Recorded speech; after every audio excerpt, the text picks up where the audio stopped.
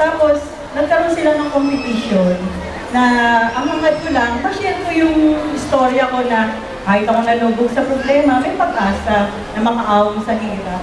Hindi ko alam na meron, na yung competition na yun buong Pilipinas yung laban. Na nanalo po akong micro-entrepreneur 2006, nanalo po ako ng 150,000 na dinagdag kong kapital sa produkto natin. Tapos po, hindi lang yun. Hiniling ko sa kanya na magkaroon ako ng mga advisor.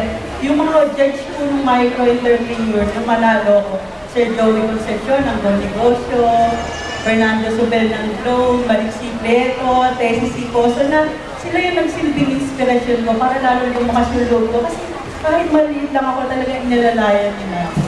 Ngayon, ang LG ay available na, Miriam, sa lahat ng SM supermarket. So, di ba?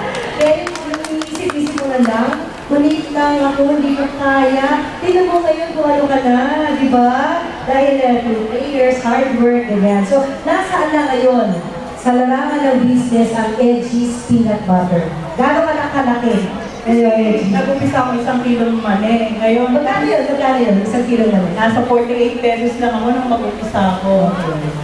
48 pesos. Tapos ngayon, nag-start ako ng 1 kilo. Ngayon, tons of peanut butter. Dati, 1/4 ng bahay namin, 96 square meter. Ngayon po, 812 square meter. Dahil din po yan sa blessing ng Panginoon. Yay! Galing! Ngayon, Edgy, yung mga gusto maging katulad mo, parang gusto mo na rin no? Pwede ba mag-bilo ng peanut butter mo? Maganda rin kasi yung nag-partner sa mga bakery, hindi niya akalain na makikipag-partner. Ano bakery ito na available ng peanut butter? Parang ito na yung nakapackage sa tinapay ng palaman nila, di ba? Kasi, nung nag-start nga pala ako ng peanut butter, syempre, maliit lang ako, walang puhunan.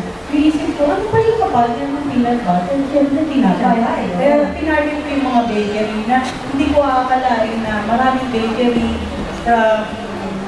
sa isang daan. Julius Baker po, buong Pilipinas, French Bakery po, kaya available na rin.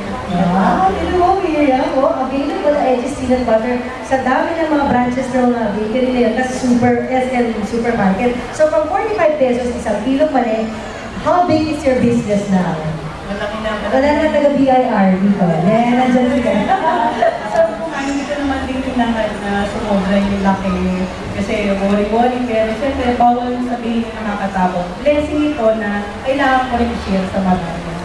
Kaya naman mag-share sa inyo ng blessing si Edgy dahil ito ay magpaparaffle ng mga produkto mo sa ating audience ngayon. Nasa na ba